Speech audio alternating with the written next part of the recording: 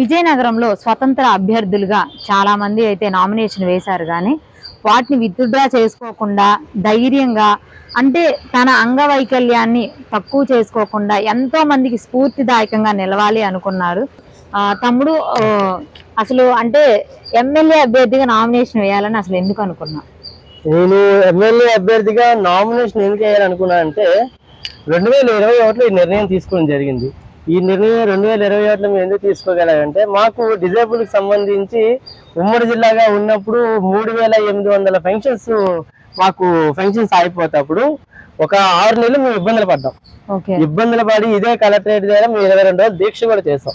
22 రోజులు దీక్ష చేసేటప్పుడు కూడా ప్రభుత్వ అధికారులు కానివ్వండి, ప్రజా ప్రతినిధులు కానివ్వండి మా ముందు నుండే తిరుగుతుండేవారు కానీ ఎవరు పట్టించుకునేవారు కాదు.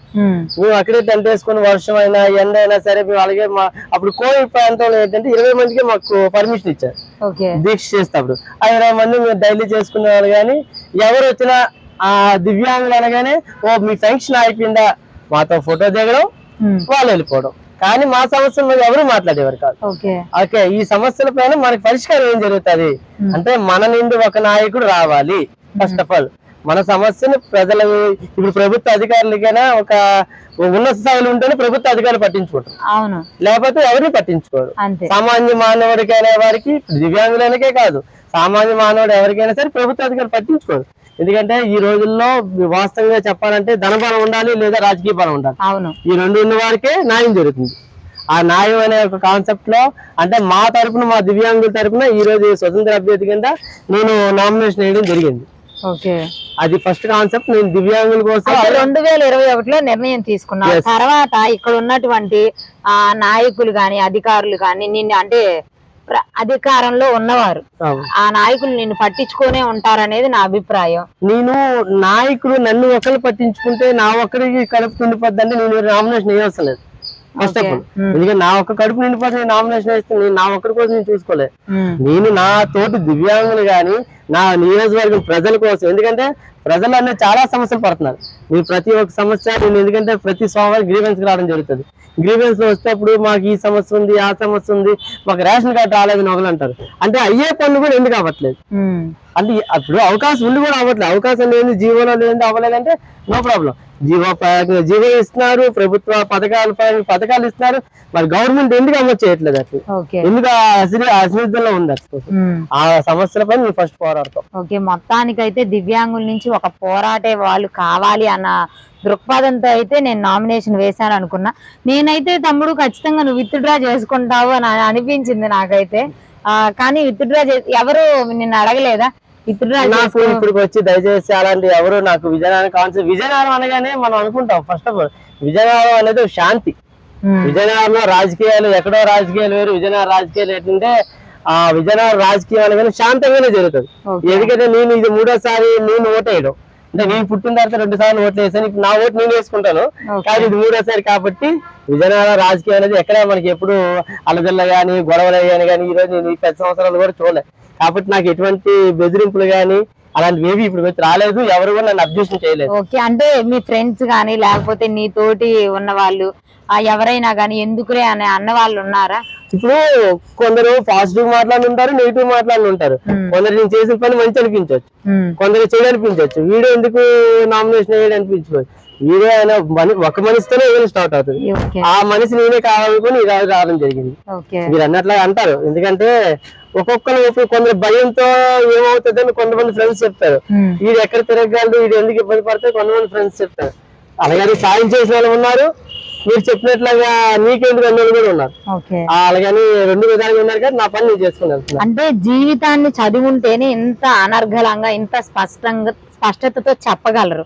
నువ్వు పడ్డ స్ట్రగుల్స్ ఏంటి అసలుకి ఇంత స్పష్టంగా ఉన్నావు క్లారిటీగా? అంటే నేను పడిన స్ట్రగుల్ ఏంటంటే దివ్యాంగుడు అనేవాడు చాలా మంది ఏమనుకుంటారంటే అయ్యో దివ్యాంగుడు అని అంటారు కానీ ఆ మాట జస్ట్ నాలుగు మీద వస్తుంది. చాలా మందికి మనసులో ఎవరికి రాదు.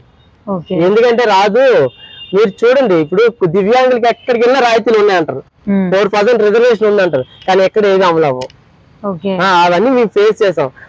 ఇప్పుడు ఎగ్జాంపుల్ తీసుకుందాం. ఈ రోజు కలెక్టరేట్ రావడం జరిగింది. కలెక్టరేట్ లో గవర్నమెంట్ పరంగా ఎన్నో వీల్ చైర్స్ ప్రొవైడ్ చేస్తున్నారు. కలెక్టరేట్ లో వీల్ చైర్ లేదు. ఓకే. ఫస్ట్ ఆఫ్ ఆల్ ఇంకెక్కడ వద్దు, కలెక్టరేట్ లో ఒక దివ్యాంగుడు వస్తాడు, ఆయన నడవలేని పొజిషన్ ఉంటాడు. ఇప్పుడు ఆ అబ్బాయి పనులు ఉంటారు, ఎవరో ఎగ్జాంపుల్ సాయం చేయాలంటే 2 అడుగులు మోస్తారు, అలాగే లోన్కి ఎక్కడికో చివరి వరకు వెళ్ళాలని మోస్తారు, ఎవరైనా మోయలేరు. అంటే వీల్ చైర్ లేదంటే అక్కడ దివ్యాంగులు పెంచిపెట్టినట్లుగా కాదా?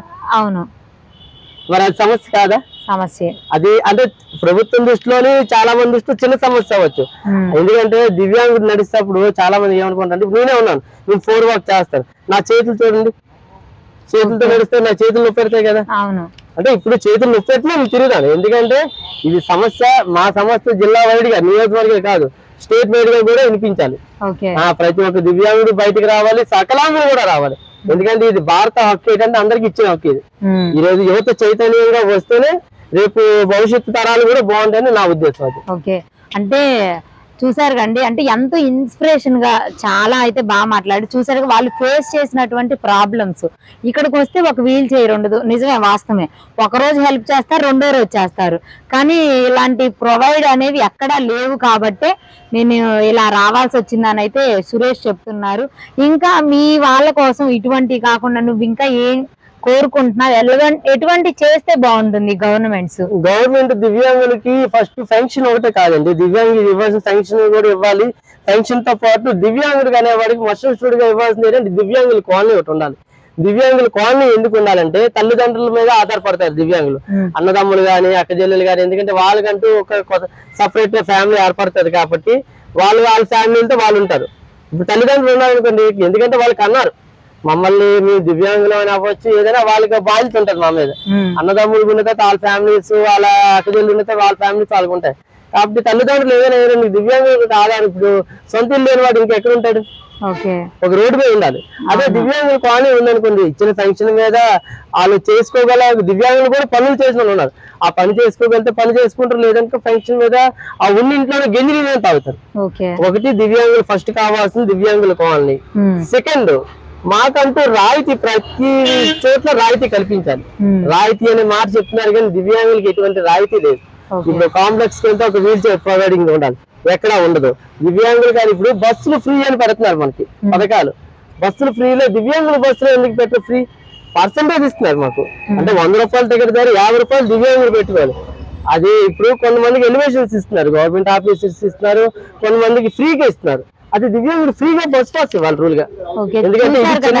అంటే సంపాదించుకోలేని మాకు ఎందుకు ఫ్రీగా బస్సులు ఇవ్వరు అని అయితే వాళ్ళు బాగానే ప్రశ్నిస్తున్నారు. అంటే ఇప్పుడు తమ్ముడు నువ్వు అసలు ఏం చేస్తుంటావు బ్రతుకు తెరువు కోసం? నేను బతుకు తెరువు కోసం నేను ఒక ఇన్వర్టర్ టెక్నీషియన్ నేర్చుకున్నాను ప్రొఫెషనల్ గా. అలాగే ఒక ఆటో సెల్ఫ్ మోటార్స్ అని, వైరింగ్ సెక్షన్స్ అని, ఇలాంటి సంబంధించిన DC ఎలక్ట్రీషియన్ నేర్చుకొని ఇప్పుడు ఏంటంటే ఎలక్ట్రానిక్ ఫీల్డ్ అనేది పడిపోయింది. ఇప్పుడు రాను టెక్నాలజీ మారుతున్న కొద్దీ కొన్ని వ్యవస్థలన్నీ అంతరిస్తున్నాయి. ఆ టెక్నాలజీ అంతరిస్తున్న సమయంలో నేను కొన్ని నిర్ణయాలు అయితే తీసుకున్నానంటే, ఇబ్బంది అంటే నాకు ముందు ఉండడం నాకు అలవాటు, నా పాలసీ అది. ఇప్పుడు NGO తల్లిదండ్రులు ఏం చేస్తారు? మా నాన్నగారు 2003లోనే చనిపోయారు, మా అమ్మగారు ఇంట్లోనే ఉంటారు. అమ్మ ఏమనరా అంటే ఎందుకు నాన్న ఇవన్నీ అంటే చెప్పారు. నేను నామినేషన్ వేసిన రోజే మా అమ్మగారు అన్నారు, ఇది ఎవరికి లేని బాధ నీకెందుకమ్మా అని మా అమ్మగారు నాకు చెప్పడం జరిగింది. అమ్మ ఎవరు పట్టించుకోకపోతే ఈరోజు స్వతంత్రం అనేది రాదమ్మా, అలాగనుకుంటే ఏ పని జరగదు. ఇప్పుడు ఒక పడవ నడిపేవాడు సముద్రం కెరటాలు వస్తాయని పడవ నడపపోతే ఒక తిన్ననికి చేప రాదు, మత్స్యకారులు బతుకులేదు. రోడ్డు మీద డ్రైవర్ వెళ్తున్నాడు, యాక్సిడెంట్ అవుతుంది అనుకుంటే డ్రైవింగ్ చేయడం మానేయాలి ఫస్ట్ ఆఫ్ ఆల్. అలాగని బయట అడితే దేనికి మనం ఏది చేయలేం. నేను దివ్యాంగులు అవ్వచ్చమ్మా, కానీ నాకు ప్రశ్నించే హక్కు నాకు ఉంది, రాజ్యాంగం నాకు కల్పించింది. కాబట్టి నేను ప్రశ్నిస్తాను, ఆ ప్రశ్నకి నేను ఎవరి దిగుపులో అయితే నేను ఎదుర్కొంటాను. కానీ దేవుడి దయలో మన విజయనగరంలో మీరు ఇందాక క్వశ్చన్ వేశారు, ఇప్పటికి వచ్చి నాకు ఎవరు ఏమి ఎదురుగానే నాకు లేదు. ఎందుకంటే నేను NGO సెక్టార్లో అందరితో కూడా పరిచయాలు నాకు ఉన్నాయి. ఎందుకంటే నేను కొన్ని సంవత్సరాలు మేము దివ్యాంగ సమస్యలు ప్రతి ఒక్కరిని కలిసేవాడిని. ఆ కలిసిన తర్వాత వాళ్ళకి అవకాశం ఉన్నంత వరకు ఆ అవకాశం పరంగా, అంటే 100 మందిలో ఇద్దరికి చేస్తే సమస్య లేదు, అలాగే 100 మందికి ఒక్కలే చేసేలేదు. కాబట్టి అవకాశం ఉన్నంత వరకు నేను ప్రతి ఒక్కరితో కూడా నాకు పరిచయాలు ఉన్నాయి. పెంచేటప్పుడు మీ మదర్ బాధపడ్డ సందర్భాలు ఏమైనా ఉన్నాయి? కన్న తల్లి కొడుకులు ఉండడానికి ఖచ్చితంగా బాధ ఉంటది కదా, కానీ ఆ బాధను నేను ఆవిడకి ఎప్పుడు తెలియజేయలేదు అనమాట. ఎందుకంటే నాకు ఇలా ఉందో నేను ఎప్పుడు అనుకోలే. ఎందుకంటే దేవుడు మనకి ఇచ్చిన కాలు ఒకటే కదా అంగవైకల్యం, మిగతాదంతా అంగవైకల్యం లేదు కదా, బ్రెయిన్ అంగవైకల్యం లేదు, కళ్ళు అంగవైకల్యం లేదు, అవి ఉన్న వాళ్ళు చాలా మంది ఉన్నారు. కొన్ని విధాలుగా నాకు హెల్పింగ్ అవసరం లేదు, ఎందుకంటే నేను నా బాడీ పరంగా నాకు బాగానే ఉంటది కాబట్టి నేను ఎక్కడ దిగడం ఎన్ని వెహికల్ అయినా నో ప్రాబ్లం నాకు, ఆ ఇబ్బందులు లేవు. కాకపోతే మిగతా విషయంలో నా ఫ్రెండ్స్ కూడా నాకు సపోర్ట్ గా ఉంటారు, ఎక్కడికి వెళ్ళినా ఏ విషయంలో సరే. ఇప్పుడు చాలా మంది ఫ్రెండ్స్ ఆ విషయంలో హెల్ప్ఫుల్ గా ఉంటారు, నాకు ప్రాబ్లం లేదు.